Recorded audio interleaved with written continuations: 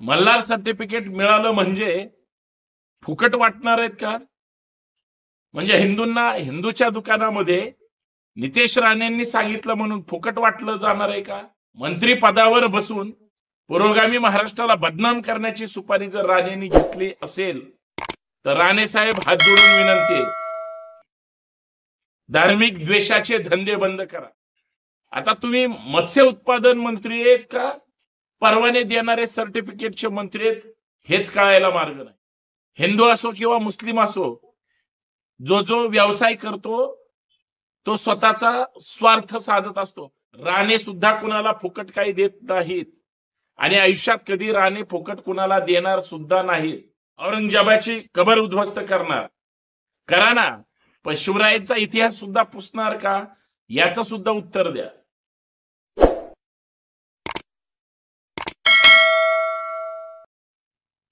नितेश राणे स्वतःला काय समजतात? नितेश राणे महाराष्ट्राचे मालक झाले का? आमदार म्हणून शपथ घेताना, मंत्री म्हणून शपथ घेताना गोपनीयतेची शपथ घेतली आणि धार्मिक विद्वेष पसरवतात. औरंगजेबाची कबर उद्ध्वस्त करणार करा ना, पण शिवरायांचा इतिहास सुद्धा पुसणार का याचं सुद्धा उत्तर द्या. अहो, जिथं छत्रपती संभाजी राजांना संगमेश्वरामध्ये कोकणातच पकडून दिलं, कोणी पकडून दिलं? कोण आहेत ते अनाजी पंतांची पिलावळ? राणे त्यांचा का बंदोबस्त करत नाही? फक्त हिंदू विरुद्ध मुस्लिम, मुस्लिम विरुद्ध हिंदू हाच फक्त त्यांनी ठेका घेतलाय. ज्यावेळेस मराठ्यांच्या इतिहासाची बदनामी होते त्यावेळेस सगळे राणे कुठल्या बिळात असतात याचं उत्तर महाराष्ट्राला मिळणार आहे का नाही? मुख्यमंत्री किती दिवस नितेश राणेंना पाठीशी घालणार? खरं तर नितेश राणेंची मंत्री पदावर राहण्याची पात्रता सुद्धा नाही, हकालपट्टी झाली पाहिजे. कारण एक आमदार भारतीय राज्यघटनेला प्रमाण मानून गोपनीयतेची शपथ ज्यावेळेस घेतो त्यावेळेस कुणाचाही द्वेष मत्सर करणार नाही अशी भूमिका घेतो, अशी शपथ घेतो. मंत्री पदावर बसून पुरोगामी महाराष्ट्राला बदनाम करण्याची सुपारी जर राणेंनी घेतली असेल तर राणे साहेब हात जोडून विनंती आहे, धार्मिक द्वेषाचे धंदे बंद करा. आता काय नवीनच पिल्लू सोडलं? मल्हार सर्टिफिकेट. आता तुम्ही मत्स्य उत्पादन मंत्री आहेत का परवाने देणारे सर्टिफिकेटचे मंत्री आहेत हेच कळायला मार्ग नाही. जय मल्हार म्हणणारे, खंडोबाच्या समोर जाऊन नतमस्तक होणारे आणि प्रत्येकाचं तुमचं आमचं कुलदैवत खंडोबा म्हणून सांगणारे, आता काय फक्त ज्या चिकन मटन किंवा मासे विक्रीच्या दुकानाचं नाव मल्हार असेल किंवा त्याच्याकडे ते सर्टिफिकेट असेल म्हणजे तो हिंदू आणि मग त्याच्याकडूनच खरेदी करायचा, हा कुठला धंदा आहे? हिंदू असो किंवा मुस्लिम असो, जो व्यवसाय करतो तो स्वतःचा स्वार्थ साधत असतो. फुकट कुणाला काय देणार नाही. मल्हार सर्टिफिकेट मिळालं म्हणजे फुकट वाटणार आहेत का? म्हणजे हिंदूंना हिंदूच्या दुकानामध्ये नितेश राणेंनी सांगितलं म्हणून फुकट वाटलं जाणार आहे का? अजिबात नाही. राणे सुद्धा कुणाला फुकट काही देत नाहीत आणि आयुष्यात कधी राणे फुकट कुणाला देणार सुद्धा नाहीत. मग हे मल्हार सर्टिफिकेट काय भानगड आहे? काय गरज आहे मल्हार सर्टिफिकेट काढायचं आणि त्या नावावर मटन विक्री, मासे विक्री किंवा चिकन विक्री करायची? मल्हार सर्टिफिकेटचा आणि याचा काय संबंध आहे? मग खंडोबाला तुम्ही फक्त विक्री करणाऱ्यांच्या निगडीत ठेवणार का? खंडोबा जे कुलदैवत आहे ते शाकाहारी प्रतीक आहे का मांसाहारी आहे? कधी विचारलंय? राणेंनी कधी चिकित्सा केली? काय चालवलंय महाराष्ट्रामध्ये? याच मित्रांनो प्रमुख मुद्द्यावर चर्चा करायची आहे. सर्वांना सप्रेम जय जिजाऊ, जय शिवराय. मी संतोष शिंदे. सर्वांचं या सामाजिक विचारपीठावर मनपूर्वक हार्दिक स्वागत. विनंती एवढीच आहे, व्हिडिओ शेवटपर्यंत पहा, जास्तीत जास्त शेअर करा.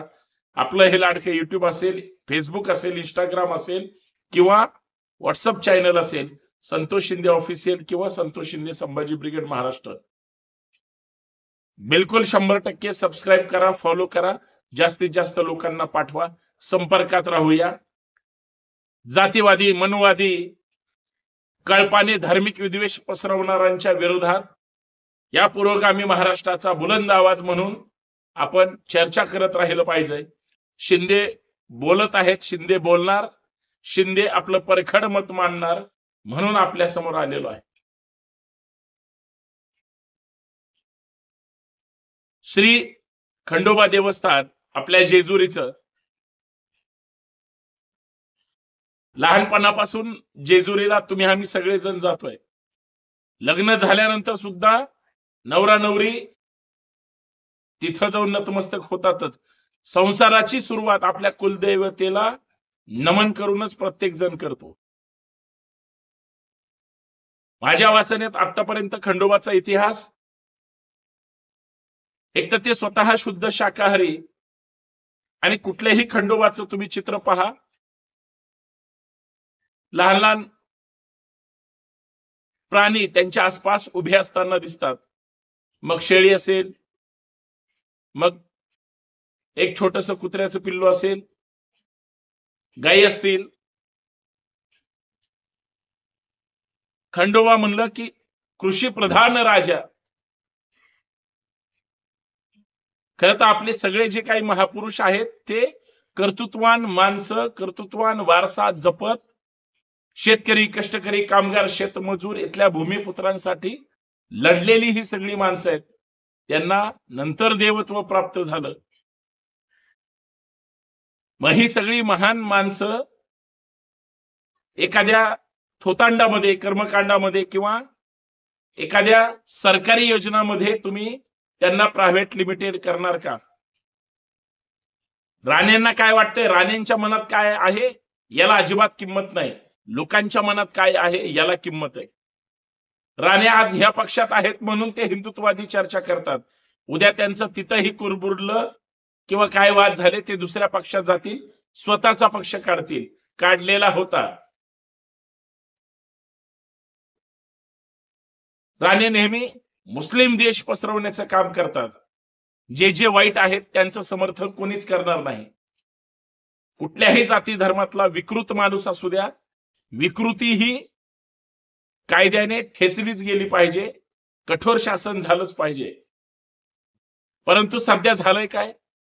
धर्माच्या नावावर राजकारण करायचं, धर्माच्या नावावर विद्वेष पसरवायचा आणि स्वतः लाईमलाईट मध्ये राहायचं, सतत मीडिया ट्रायल करायची. याच धंद्यातून विद्वेषाचं विष पेरत राहायचं. हे राणेंचा आजपर्यंतचा एक राष्ट्रीय कार्यक्रम राहिलेला आहे. नारायण राणे साहेब असेल, नितेश राणे असतील किंवा निलेश राणे साहेब असतील, ही सगळी 3 राणे मोठी माणसं आहेत, ग्रेट माणसं आहेत राजकारणामध्ये. यांनी स्वतःचा रुतबा तयार केलाय. सामान्य लोकांचा कधी विचार केलाय का? ज्या मल्हार सर्टिफिकेटच्या गप्पा मारतात, राणेंनी तरी कधी कुणाला फुकट तरी दिलंय का?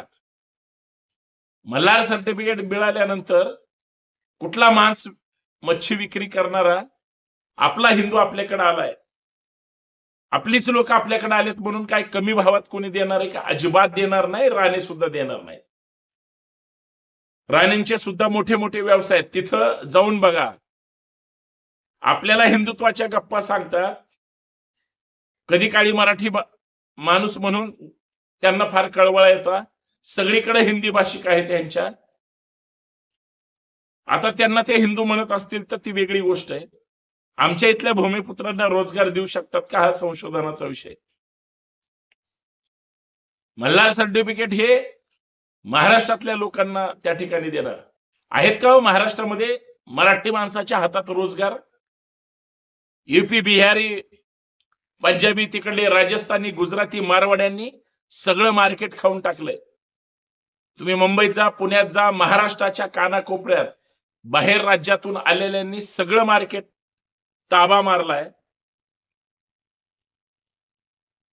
हिंदूंकडे सोडावं, नाहीतरी गुजराती मारवाड्यांचेच घरं भरण्यासाठी राणेंनीही मल्हार सर्टिफिकेट काढलेलं असावं असा मला संशय निर्माण होतो. कारण माल मसाला त्यांना तिकडूनच रसद मिळणार आहे राजकारणासाठी. मल्हार सर्टिफिकेटचा उपयोग कुणाला होणार आहे? त्यांचं असं म्हणणं आहे की मुस्लिमांना हे द्यायचं नाही किंवा आपल्या लोकांनी आपल्याकडूनच खरेदी केलं पाहिजे. कोण आपली लोक आपल्याशी नीट बोलतात का? आपल्या लोकांकडून खरेदी केलं पाहिजे, मान्य आहे. मग हे काय पाकिस्तानहून आलेले आहेत का? बरं, आपली लोक आपला व्यवसाय किती करतात? किती आपली लोक आपल्या व्यवसायामध्ये मुरलेली आहेत? नीट बोलायची तरी राणेंपासून सुरुवात जर केली तर कोणीतरी नीट बोलणारी लोक आहेत का व्यवसायामध्ये आमच्या? मग घरं दुसऱ्यांची भरायची आणि शहाणपणा आपल्याला शिकवायचा, हे कशासाठी? सगळं फुल प्लॅन चाललंय. धार्मिक विद्वेषाचे पिल्ल लव जिहादच्या सत्तेवर यायच्या अगोदर बरेच मोर्चे राणेंनी काढले. त्यावेळेस ठाकरेंचं सरकार होतं. राणे सत्तेवर बसल्यापासून 2.5 वर्षात आणि आता हे 6 महिन्यामध्ये राणेंनी लव जिहाद बद्दल चर्चा केली का? हे सत्तेमध्ये आहेत ना.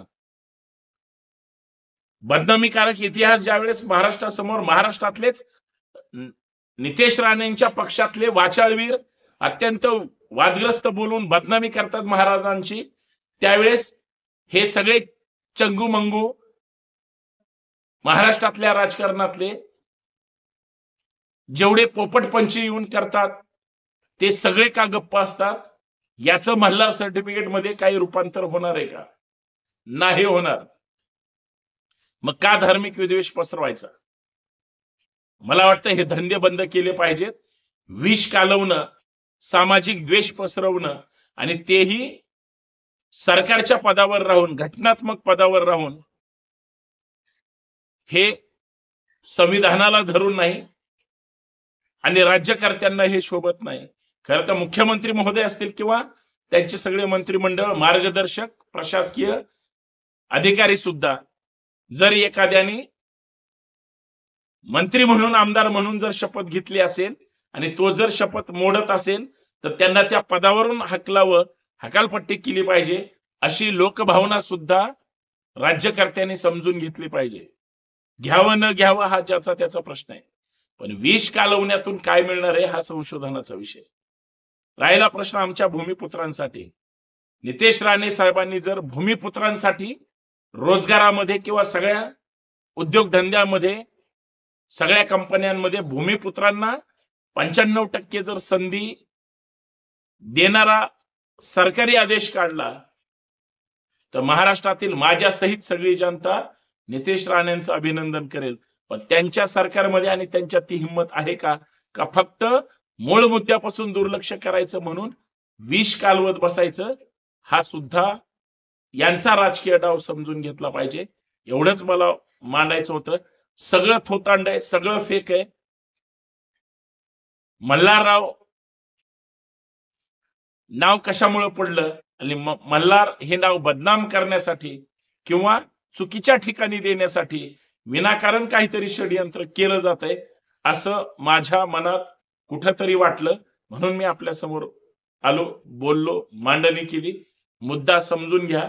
कुणाचाही द्वेष मत्सर करायची गरज नाही. सगळ्यांनी गुण्या गोविंदानं राहावं एवढीच माफक अपेक्षा आहे. धन्यवाद. पटलं तर शेअर करा, कारण तुम्हाला पटलं पाहिजे.